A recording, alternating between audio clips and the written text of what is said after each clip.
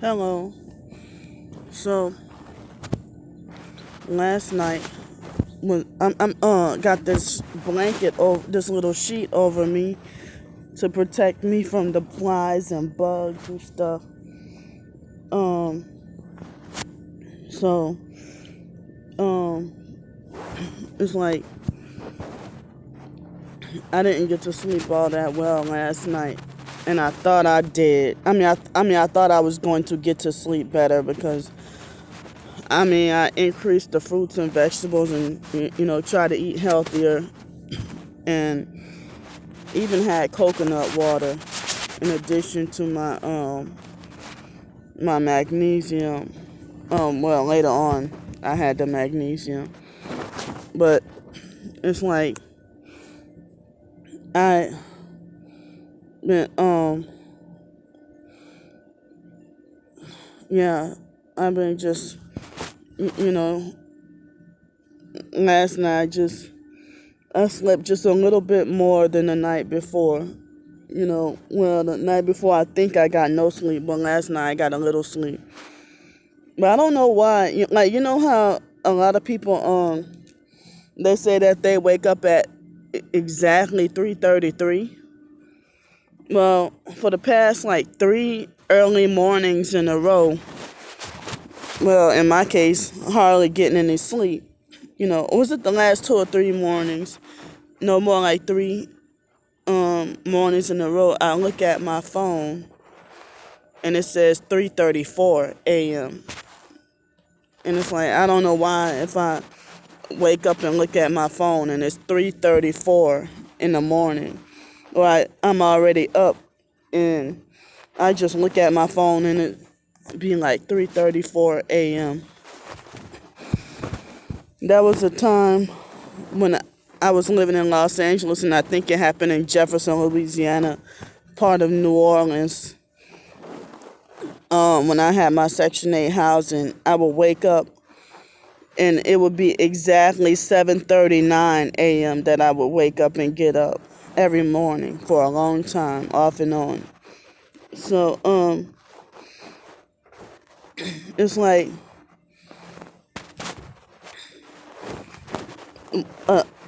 I mean, so this morning I saw that homeless guy again near, like, usually no other homeless people be near my sleep spot, you know, and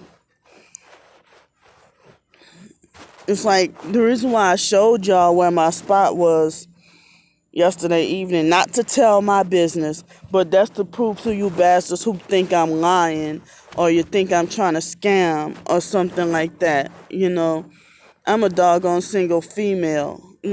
I never hid the idea that the fact that I get SSI and Social Security, but it's not it's not enough to get me a place. And other homeless people are in that same predicament, that they get SSI and Social Security, but they're still on the streets because it's not enough for them to get a place, and there's no low income housing, no Section 8 available. And then they also would spend like a week in a hotel or a motel to get some relief off the streets. And these are usually men. And so then after that, they're back on the streets after a week. So, um, I I can't believe I'm living this forced nightmare. And yesterday somebody tweeted to me on Twitter, and plus I read it too, that whenever your body is vibrating or whenever somebody has your, like, they say you should immediately move. But like, what if you paid your money to stay in a hotel, or if you paid to stay in a hotel or a motel and they have your body vibrating all night, but then it's like you can't go run anywhere because then that would be a waste of money. And then, like, what's the point of taking a hotel or a motel room if you gonna go and run to the streets, calling yourself trying to get out of the rain or snow or whatever other bad weather. Or yesterday, it was last night, it was 85 degrees. It felt like I was suffocating, you know. So I had to put up with so many flies and insects and stuff crawling on and biting me and stuff like that. And so, yeah, the guy from last night, I saw him this morning, and he was a homeless black guy on a bike. And I didn't eyewitness him doing it, but I suspect that it was him who stole my stuff, you know. And it's like when I try to look around and try to peep around and make sure nobody's near me or make sure nobody's watching before I go and try to put my stuff down in my what I thought was my hiding spot, you know. And so it's like I'm not allowed to have a hiding spot. If I try to have something private and then it seems like other homeless people come pile up together and hijack, you know, what I'm doing. Like for at least 6 months I went to sleeping on University of New Orleans campus. And I was an alumni. I graduated from there, you know. So I felt so betrayed and feeling like it's hard to forgive them for doing that to me. And then it's like it's hard to forgive them, for doing that to me. And then like shortly before they did that to me, it was more than one homeless person, because people always aggressively demanded an answer for where I live and where I sleep at night. And none of them cared to offer me any help at all. But they aggressively demand an answer for where I sleep at night, And they just wanted to be narcissistic and meddlesome and controlling. They didn't care about trying to help me. They didn't care to offer me like any they didn't care to offer me a place to stay or any money or anything. And they're like, why you don't go over there to Unity? In New Orleans, they ask why you don't go over there to Unity. That's like the New Orleans version of opening doors over here. Unity didn't do shit for me at all. And Unity, they're supposed to be like there was I guess too many homeless people in New Orleans. So many homeless people, it was hard to help. Some people say it was so many homeless people because of after Katrina and gentrification and stuff like that. Like so many increase of homeless people, and all those homeless people you see are native New Orleanians. While the rich proper white people who are not from New Orleans, who are transplants. It's like our neighborhoods, our local black people, have been, gentrified and forced onto the streets and stuff, after Katrina. And it's like, and what was in the uptown New Orleans and the Ninth Ward and stuff like that in New Orleans, like it was like now you can't even like now it's for the rich people in New Orleans, occupy like the Ninth Ward and they occupy the Ninth Ward in Uptown, which used to be predominantly black, And it's like hardly, it's like they, even in Greenville, South Carolina, shortly before I left, and in Jefferson, Louisiana, what they call Shrewsbury, a lot of black people have been warning me that they're going to get rid of us niggers and put the rich folks out and build more hospitals and build more stuff for the rich whites, and they want to drive us black people out.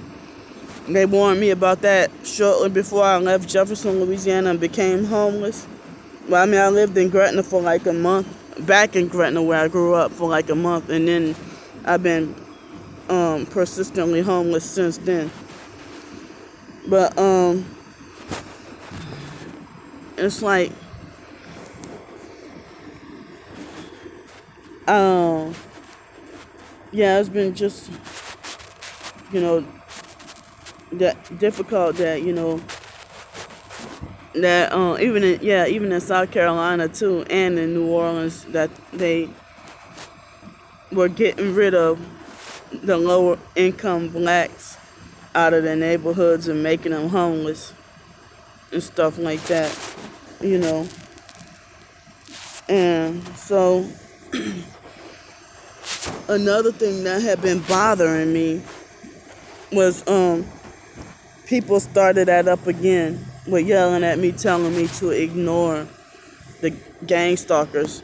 And you know, somebody who has like almost 3,000 followers on Twitter, when you put in all caps, ignore, and then you do the like the shrug, like you do the what do you call that? The emoticon, I guess, of shrug, where you shrug, like say ignore them, and then do the shrug. That sounds like you trying to be smart ass. It doesn't even sound like you saying ignore to care, because you care about me, but it seems like you just trying to be a smart ass and trying to be mean. And I have to question how real you are as a targeted individual. And like, if you got almost 3,000 followers, then you're one of the popular fakes, So if knowing that, to tell me to ignore the gang stalkers, and you say it with an attitude, that's triggering and make me mad, but you hypocritically talk about how you fighting for human rights, or fighting against human rights abuses. But I don't have, like, everybody has every right to have a voice except me.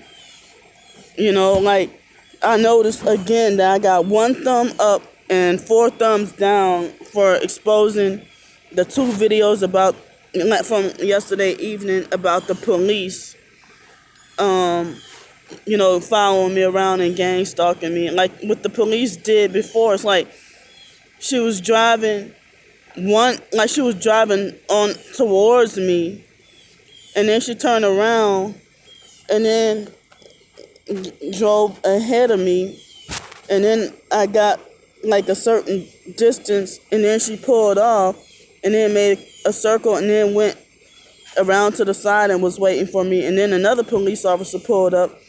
It's like, damn, they must have read my mind and knew exactly that I was going to eat at that restaurant.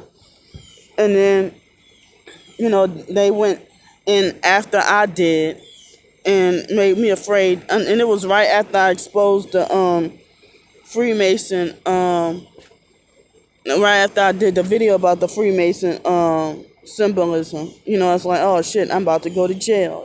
Make me feel scared, like. And then it was a black fake gangster that was blasting loud music in a white raggedy SUV. So it's like a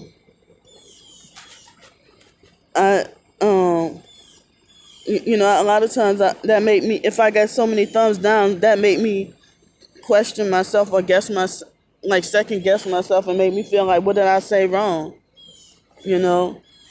So, and I'm wondering if people be afraid to talk to me because other so-called targeted individuals, they get more comments and more responses and more likes and stuff.